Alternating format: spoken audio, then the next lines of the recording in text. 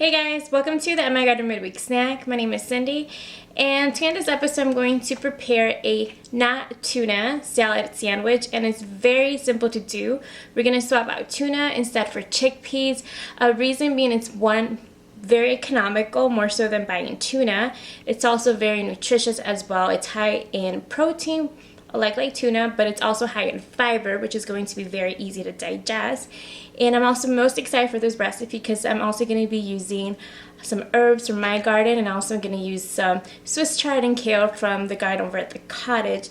And if you guys have not checked it out, I do entice you to do so because the garden at the cottage is looking amazing, and it couldn't be done without you guys. You guys definitely do motivate us to keep gardening and putting up videos for you guys as well. So enough ranting, I'm gonna get going with the recipe, so stay tuned and check it out. Alright, so first let's start with the ingredients. You're gonna need finely thinned cabbage, as much as you want to add. And I also did use about half a red onion, and you can definitely use some Swiss chard or kale. This is actually going to be kind of like our lettuce for our sandwich, so it's totally optional up to you, and it's so beautiful. And I grabbed some also kale, which is one's a dinosaur kale, but you can use any kale of your choice. And I did grab some fresh herbs from the garden. I have some spicy type basil, and I also have some chives just to add a little pizzazz to it, and some fresh spicy oregano too. So definitely add some garden herbs just to give it that twist, and use anything that you're growing from your garden. And you need about just a can of garbanzo beans. And all we're going to do is just rinse them out a little bit, and you need your mayonnaise of choice. This one's just called a Just Mayo, and it's totally vegan, meaning that it has no eggs whatsoever. And I like going more with substitutions that are using plant-based products because you don't get the cholesterol, and it is still a mayonnaise, so it's still kind of fatty, so you can just adjust it to your own personal preference. So now that you've rinsed out your chickpeas, what you're going to do is just start adding the mayonnaise, and you want it to start becoming like a creamy consistency, and you're going to use the mayonnaise just to twirl it around, and then you're going to start mashing it, and this is just to give it that nice kind of a tuna texture that you would get with a tuna salad. So you just keep smashing it. You can use a little bit of a cup, or just keep smashing it with your spoon.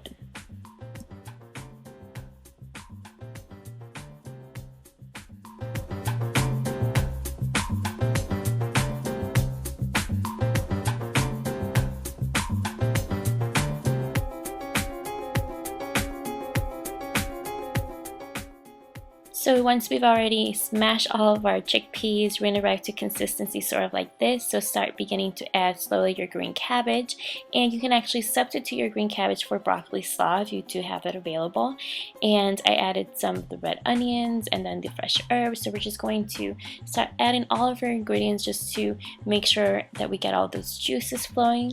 And speaking of juices, I did add the juice of one lemon, and just going to brighten up the entire sandwich for us, and it's really going to make a difference. So just keep going and mixing it all in, and then after you have kind of a consistency that's spreadable, you know you're ready.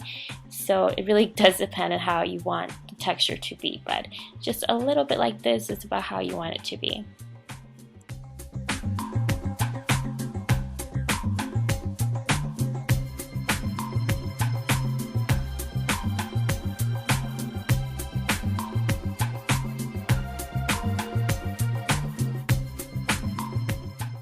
So now we're just ready to add it to our toasted bread, and it does get a little bit messy, so just go ahead and spread it and put up all your leafy greens if you like, and you're ready to serve. Alright guys, now time for the taste test. It does look and smell very delicious, so let's dig in.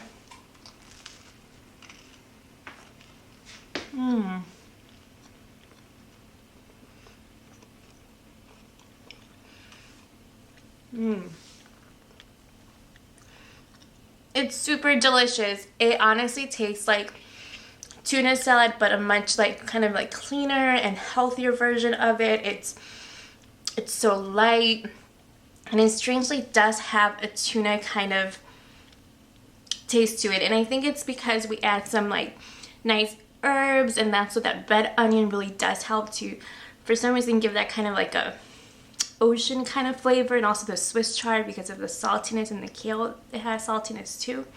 So I hope you guys do try this out. It's really simple. It's awesome for picnics, especially right now during the summer. And you guys can actually just put it in a kale leaf and make some totally all plant sandwiches if you guys are not into bread.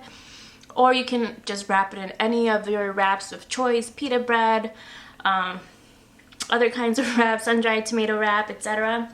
So definitely do give this a try, you guys. And I hope you guys are having a wonderful week. Thank you so much for all the support that you give Luke and I. We really do appreciate it, and we've come a long way, and it's so exciting because we have so many cool things that we have planned out for you guys. And please just drop any comments and anything you guys do want to see, or also head on over to our Facebook. There's such an amazing, beautiful community of gardeners over there.